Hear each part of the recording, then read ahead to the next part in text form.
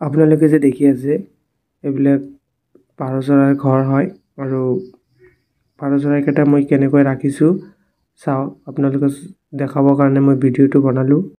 পাৰ চৰাইকেইটা সিহঁতৰ নিজৰ ঘৰৰ ওপৰত বহি আছে আৰু কণীও পাৰিছে আৰু বেবিও আছে, বাচ্চাও দিছে কেইযোৰামান। মই আপোনাক দেখাই আছোঁ ৰ'ব।